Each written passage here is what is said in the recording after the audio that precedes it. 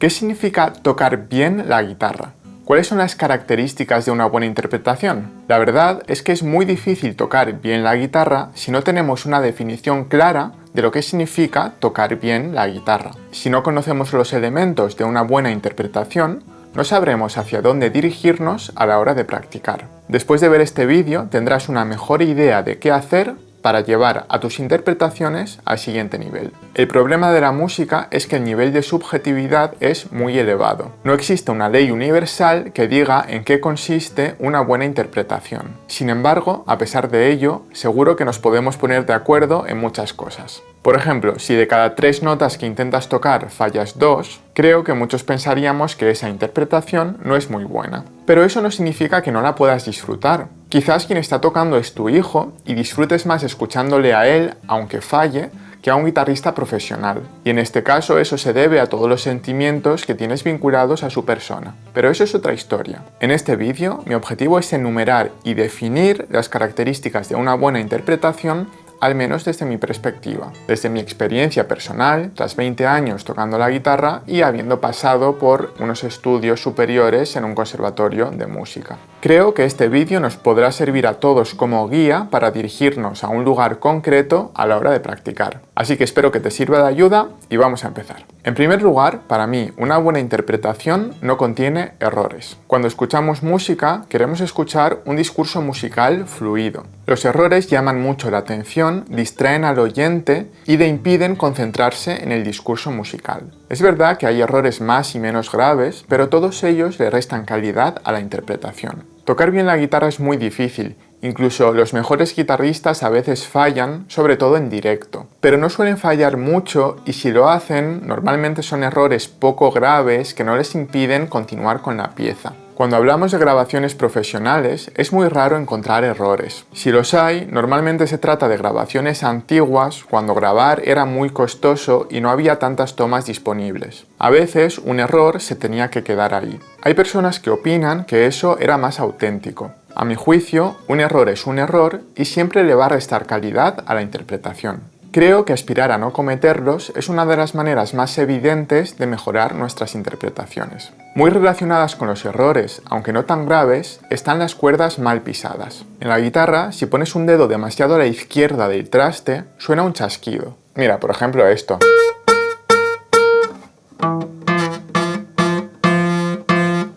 Fíjate la diferencia entre poner el dedo a la derecha, suena la cuerda limpia, y a la izquierda suena un chasquido. Esto pasa con todas las cuerdas y con todos los trastes. Limpio, chasquido. Esto es tan común que merece su propia categoría. En obras muy complicadas es realmente difícil que no te suene ninguno de estos chasquidos en algún momento. Pero es una imprecisión, no es agradable y le resta calidad a la interpretación. Esto sobre todo es así en la guitarra clásica. La guitarra flamenca, por ejemplo, es un poco más permisiva en ese sentido. A veces el sonido es un poco más sucio, pero forma parte del estilo, no es que esté mal. Pero en la guitarra clásica siempre intentamos evitar esos chasquidos. Y para ello hay que trabajar muy bien la buena colocación de la mano izquierda. Creo que después de los errores, las cuerdas mal pisadas son una de las cosas que más ensucian una interpretación. Aparte de las cuerdas mal pisadas, que las he puesto en su propia categoría, tenemos otros elementos que ensucian la pieza musical. Especialmente 3. El primero de ellos son los arrastres exagerados de la mano izquierda al cambiar de posición y que producen este sonido. Suelen ser bastante desagradables, al menos para mí. A veces es físicamente imposible evitarlos, pero muchas veces sí se pueden evitar. Y cuando no, normalmente se puede hacer algo a nivel técnico para reducir su presencia, como pisar la cuerda de una manera un poco más lateral, quitar un poco de presión al cambiar de posición, etc. En fin, esto son cuestiones muy técnicas y dependerá de cada caso concreto. Pero mira, por ejemplo, si tú quieres pasar del acorde de si menor al acorde de re menor en esta posición, podrías arrastrar y hacer así y te suena este arrastre, o podrías limpiar ese cambio quitando la presión, haciéndole arrastre ligeramente por el aire pero sin separarte mucho de las cuerdas, ¿vale? Fíjate la diferencia entre esto y esto. ¿Vale? El primero es un cambio que está limpio y el segundo está sucio, porque suena de arrastre. Luego tenemos el sonido de las uñas al posarse directamente sobre las cuerdas. Si tocamos una cuerda y la volvemos a tocar, pero lo primero que hace contacto con ella es la uña directamente, suena un pequeño chasquido. ¿Escucháis ese clic que suena?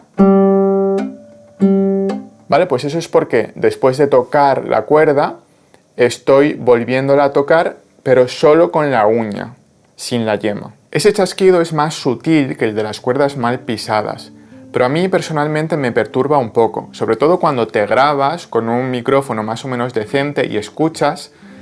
Si estás atento, suena mucho el clic, clic, clic, clic, clic, clic de las uñas. A veces es imposible evitarlo, sobre todo en pasajes rápidos, pero en general se puede evitar preparando el ataque con la yema y luego accionando la cuerda con la uña, en lugar de accionar directamente con la uña. Mirad, si yo toco,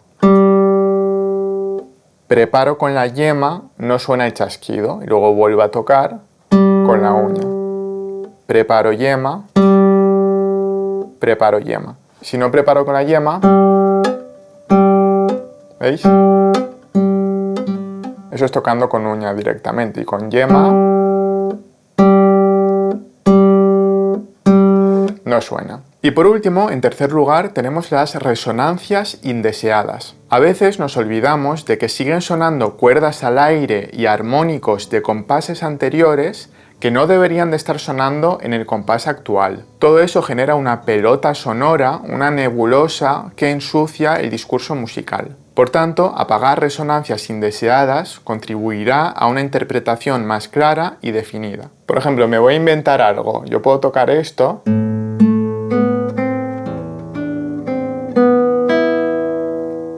No he apagado nada y mirad toda la resonancia. Sin embargo, yo puedo hacer así, tocar el mi y apagar el la al aire, y cuando toco el mi apagar el resto de cuerdas.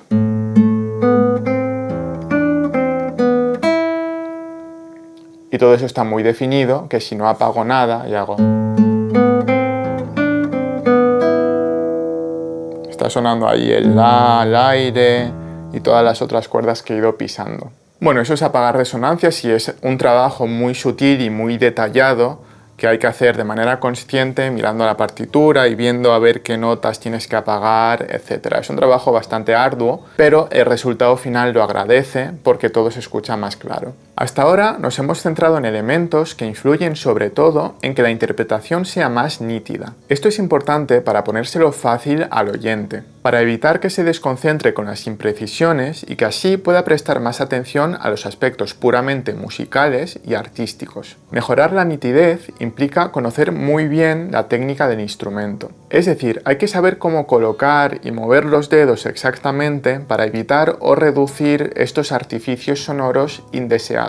Conseguir esto es difícil, hacen falta muchos años de práctica y sobre todo haber tenido buenos profesores que te hayan transmitido hábitos correctos desde el inicio. Tocar nítido es necesario, pero no suficiente para considerar una interpretación como buena. Por eso, ahora vamos a hablar de los principales elementos musicales a tener en cuenta para una interpretación de calidad. Curiosamente, también son tres: dinámica, agógica y articulación o fraseo. La dinámica hace referencia al volumen, a lo fuerte o flojo que tocas en un momento dado. La dinámica puede ser estática, es decir, tocar por ejemplo flojito todo el tiempo, o puede fluctuar progresivamente, por ejemplo ir de muy fuerte a muy flojito. La dinámica se puede asemejar a los cambios de énfasis en un discurso hablado y es importante para mantener el interés y evitar la monotonía. La agógica hace referencia a la velocidad, a lo rápido o lento que tocamos en un momento dado. No solo tenemos el tempo general de la pieza, sino que dentro de ella podemos hacer cambios de velocidad para mantener el interés.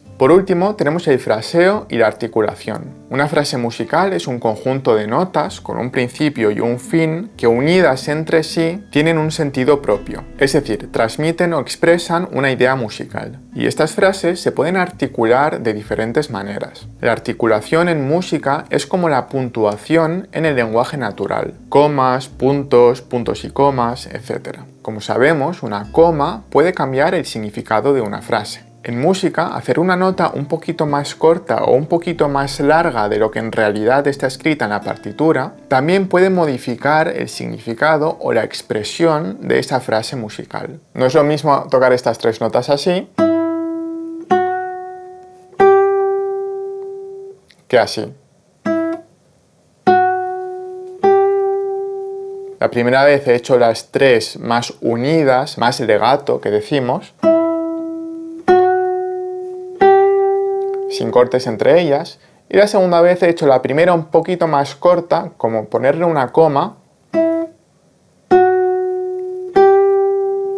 y ya esa frase musical transmite ideas distintas. Es lo mismo, son las mismas notas, pero articuladas de una manera distinta. Como ves, la música es muy similar a la oratoria. La diferencia es que en este caso el discurso es musical en lugar de hablado. Una buena interpretación también está influenciada por la calidad del sonido. En guitarra clásica, la calidad del sonido depende principalmente de 4 factores: de la guitarra, de las cuerdas, del guitarrista y su tipo de pulsación, y de las uñas o la falta de ellas. Todo esto es muy complicado y da para una vida entera o más. Pero normalmente en guitarra clásica se busca un sonido rústico, redondo, profundo pero que a la vez tenga proyección, dulce pero también con tintes metálicos en momentos dados. En fin, da igual porque aquí ya la conversación se puede volver demasiado esotérica y tampoco es mi intención. Son muchos años de experiencia hasta identificar y apreciar estas sutilezas. Pero en resumen, el buen sonido es importante y tiene su influencia en la calidad final de una interpretación.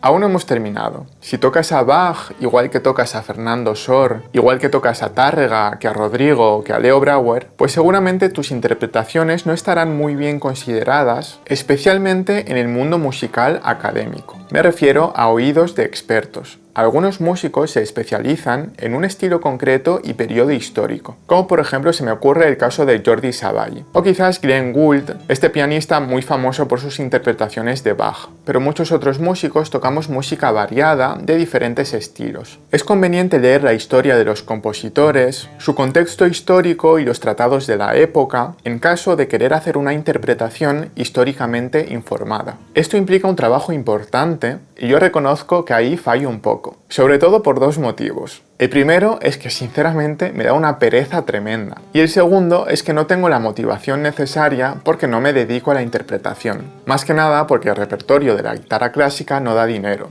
como puedes ver en este vídeo. Entonces, ¿para qué me voy a esforzar tantísimo en algo que no voy a poder rentabilizar, haga lo que haga, por mucho que me esfuerce? Sin embargo, reconozco que es importante para mejorar nuestras interpretaciones. El estudio del estilo y del contexto histórico te puede ayudar a que tu interpretación sea más madura y fiel a las intenciones originales del compositor, atendiendo a su contexto de vida. Por último, me gustaría mencionar algo un poco más esotérico, pero que también está ahí, y es, por decirlo de alguna manera, la magia del intérprete o el toque personal de cada uno. Puede ser que 2 intérpretes toquen la misma pieza, ambas sin errores, sin imprecisiones, con una buena musicalidad, etc., pero que sin embargo prefieras una a la otra por motivos difíciles de cuantificar. Y es que al final cada intérprete tiene su propia historia de aprendizaje, sus vivencias, su visión del mundo, sus emociones, y creo que todo esto debe quedar plasmado de alguna manera en las interpretaciones, haciendo que podamos considerar a unas un poco más especiales que otras. Pero esto no se puede enseñar, pues forma parte del desarrollo personal de cada uno. Simplemente hay que vivir y dejar que las interpretaciones se impregnen de esas vivencias de manera natural.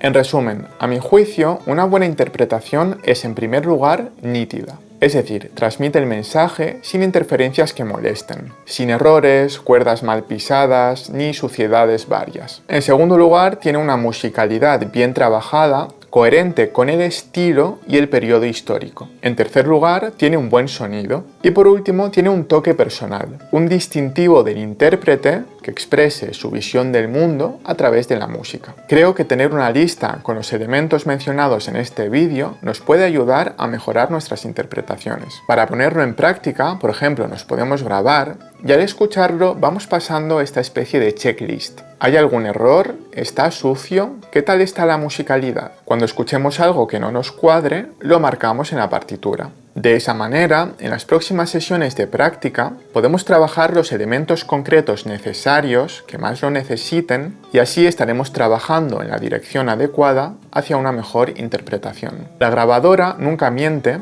y es la mejor profesora de guitarra que jamás podrás tener. Además es barata, pues solo tienes que pagar una vez por ella. Y si tienes un teléfono móvil moderno, un smartphone, pues ya la tienes incorporada. Ahora me gustaría que escribieses en los comentarios ¿qué es para ti una buena interpretación? Aparte de los elementos que he mencionado, ¿añadirías alguno más?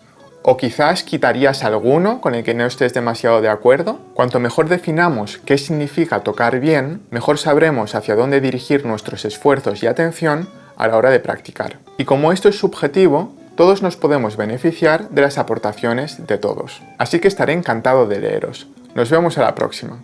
Por cierto, si quieres clases de guitarra clásica conmigo, mira este vídeo.